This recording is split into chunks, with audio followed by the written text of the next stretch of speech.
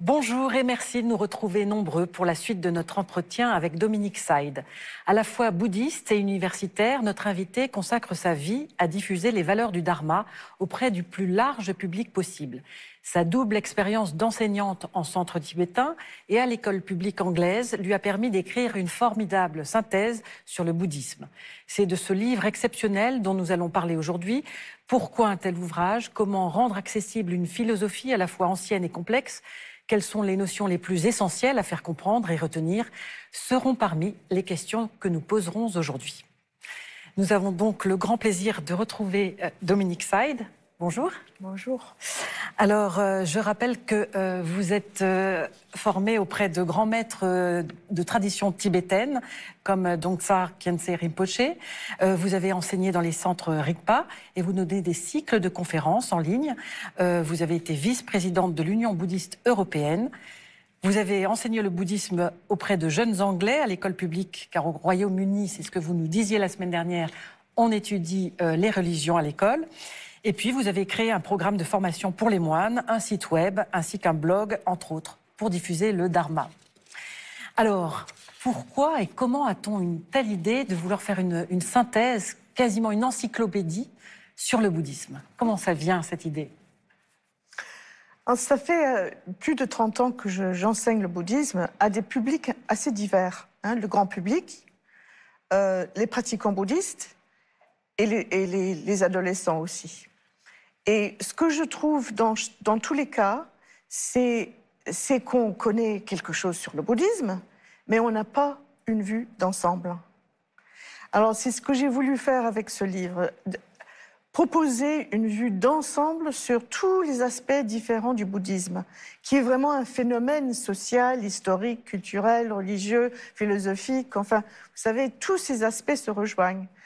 C'est ça que j'ai essayé de faire, donc une synthèse des points clés, mais de rendre le bouddhisme accessible et abordable à tous, donc de l'écrire de façon très claire et simple. Oui, alors justement, c'est une grande simplicité pour des sujets quand même très complexes. Ça paraît un travail, c'est un travail considérable sans doute. Comment vous y êtes-vous prise? C'est en partie grâce à l'enseignement du bouddhisme à l'école, oui. Pendant des années. À force d'enseigner, on a des notes, on a une façon d'enseigner chaque thème, n'est-ce pas? Donc ça, c'était vraiment la base du livre. Et après, j'ai profité du confinement pour reprendre ce que j'avais écrit auparavant comme manuel scolaire et faire un livre grand public. C'est-à-dire que vous avez développé certains points, vous avez augmenté le nombre de pages, j'imagine? Un peu, oui. J'ai ajouté l'histoire du bouddhisme en Asie centrale et dans l'Himalaya. Et j'ai aussi ajouté des chapitres sur des questions philosophiques. Alors, les philosophies bouddhistes, des questions de philosophie de la religion, par exemple l'existence de Dieu. Qu'est-ce que les bouddhistes en disent? Pourquoi vous avez voulu faire ce genre de... C'est en partie parce qu'on enseigne ça à l'école, en partie. Mais aussi parce que ce sont les questions qu'on se pose. Parce que les gens s'étonnent que le bouddhisme soit une religion sans Dieu. Donc la question se pose. Donc comment est-ce qu'ils comprennent l'existence de Dieu ou la non-existence de Dieu? Donc voilà. Et il y a un chapitre aussi sur le bouddhisme et la science, encore une fois, parce que c'est un thème qui intéresse les gens beaucoup de nos jours. Alors, vous dites les gens, est-ce que vous savez à peu près qui lit, à qui s'adresse votre livre? Quel est votre public type? Il y a d'abord le grand public, parce que c'est un livre très abordable et qui parle aux gens, donc le grand public. Ensuite, les pratiquants bouddhistes aussi. Parce que, comme j'ai dit la semaine dernière, très souvent, on connaît sa propre tradition, mais pas les autres. Donc, les pratiquants bouddhistes bien compléter leurs connaissances avec ce livre, parce qu'il aborde l'ensemble. Et ensuite, il y a les adolescents qui doivent apprendre à l'école. Alors, il y a quelque chose de très intéressant et d'assez inédit pour un livre qui est une synthèse, c'est que vous posez des questions à votre lecteur en fin de chapitre, comme une petite réflexion personnelle que vous suggérez. Quelle était votre intention pour cela, pour faire assimiler un peu plus finalement ce qu'on vient de lire? Mon intention, c'est d'essayer de faire passer la méthode pédagogique qu'on emprunte dans le bouddhisme lui-même. Quand la philosophie bouddhiste, par exemple, est enseignée de façon traditionnelle, ce n'est pas enseigné tout simplement au niveau logique et rationnel. On essaye de relier ce que dit le bouddhisme à sa propre expérience, de réfléchir sur ce qu'a dit le Bouddha et les autres maîtres, pour voir si on est d'accord, si on comprend bien. Donc j'ai essayé d'amener cette approche dynamique et interactive dans le livre, parce que je pense qu'on apprend beaucoup mieux et de façon beaucoup plus profonde en étant plus interactif. Alors vous qui avez tout en tête sur le bouddhisme, puisque vous en avez fait la synthèse, à la fois la pratique, l'histoire, qu'est-ce qui vous paraît le plus intéressant ou le plus important à retenir du bouddhisme, finalement? Une chose importante, c'est qu'il y a beaucoup d'approches différentes dans le bouddhisme, beaucoup de traditions différentes, hein, des traditions très simples, des traditions très élaborées. Il y a la philosophie, il y a la religion, il y a beaucoup d'aspects différents, mais ils se rejoignent tous parce que l'objectif de toutes ces méthodes, de toutes ces manifestations du bouddhisme est le même, c'est-à-dire mieux comprendre la nature de l'esprit et savoir comment dompter l'esprit vagabond. Hein. Si on comprend ça, à ce moment-là, tout se relie, tout se tient. Ça, une première chose. Et puis, une chose que je pense est très intéressante, c'est que dans le bouddhisme, on croit en la transcendance sans croire en Dieu. Et pour beaucoup de gens, ça, c'est assez difficile. Parce qu'on a l'habitude de penser au divin comme étant le domaine de la transcendance, n'est-ce pas? Donc, c'est difficile d'amener ça. Je pense qu'il faut réfléchir très longuement à ça, parce qu'en fait, la transcendance vient de notre propre esprit. Et on n'a pas l'habitude de penser à notre esprit comme ça. C'est en nous, finalement. C'est en nous, c'est un potentiel que nous avons et que nous pouvons cultiver.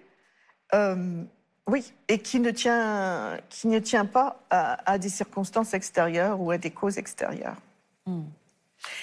Dominique Cide, quel est le chapitre qui vous tient le plus à cœur dans votre livre? C'est le chapitre sur la roue de la vie. Parce que c'est un schéma qu'on emploie dans le bouddhisme pour illustrer la vie et la mort, pour illustrer toutes les existences différentes qu'on peut avoir selon le karma. Donc c'est un schéma qui réunit tous les points clés de la pensée bouddhiste en un seul schéma et qui, pour moi, m'ouvre le cœur à toutes les souffrances différentes des êtres et aussi m'ouvre l'esprit à tous les mondes et les univers qui existent, qu'on peut imaginer, où l'existence est vraiment différente, les êtres sont différents et les expériences sont différentes.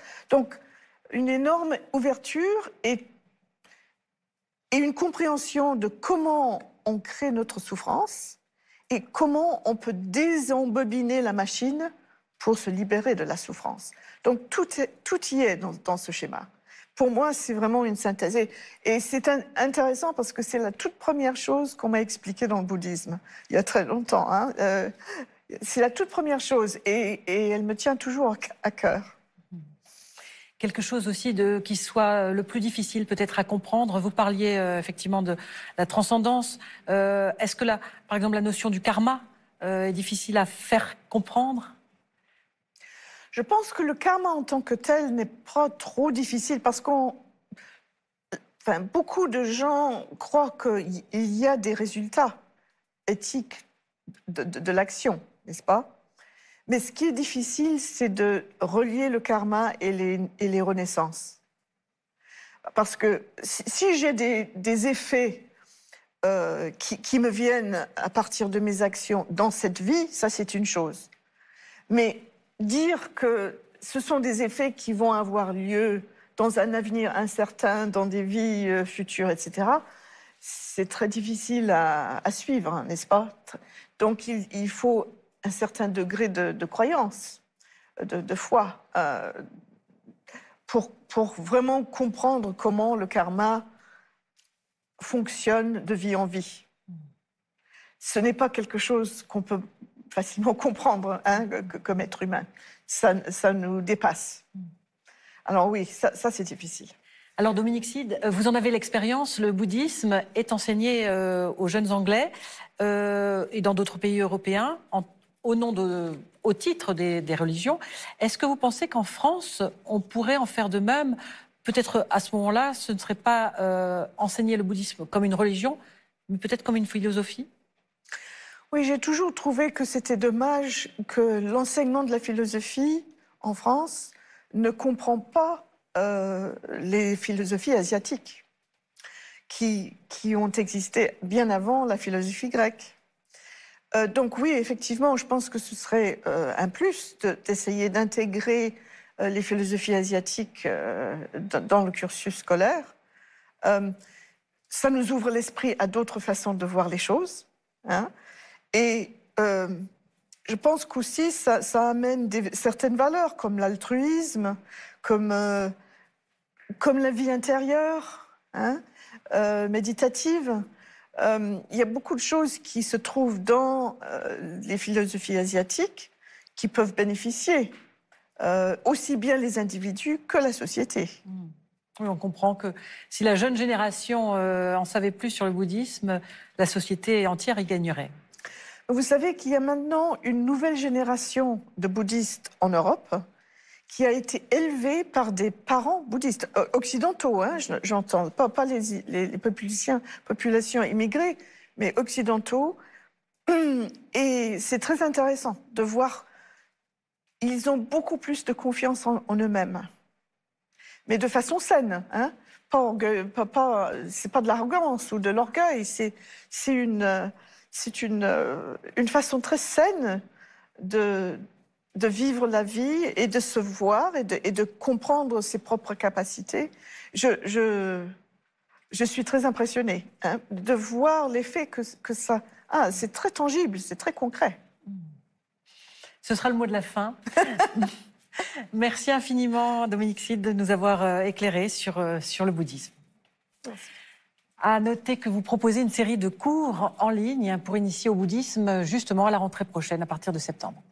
Voici à présent quelques propositions de lecture. Découvrir le bouddhisme de notre invité Dominique Cide chez Publish Room Factory, disponible à la commande en librairie ou en ligne. C'est donc le livre remarquable dont nous avons parlé aujourd'hui. Une synthèse claire, facile d'accès et efficace pour tout savoir du bouddhisme et s'interroger soi-même sur les notions essentielles de la vie. Un ouvrage de référence qui s'adresse à tous, lycéens comme enseignants, bouddhistes ou non bouddhistes. Le moine et le philosophe de Jean-François Revel et Mathieu Ricard chez Pocket, un dialogue inédit entre un célèbre philosophe et son fils devenu moine sur les questions existentielles qui les interrogent et sur les réponses du bouddhisme apportées à notre société moderne. Et enfin, une quête tibétaine de la sagesse de Prajnas Rasmi, présentée par Marc-Henri Deroche chez Brépol Éditions. Les grands textes de l'auteur du XVe siècle sont ici traduits et commentés. Il montre l'histoire et l'unité des différentes traditions tibétaines, visant toutes à faire apprendre la liberté intérieure. Voilà, l'émission touche à sa fin. Merci à tous de l'avoir suivie. Vous pouvez la revoir sur la plateforme France.tv. Très bon dimanche à tous et bonne semaine.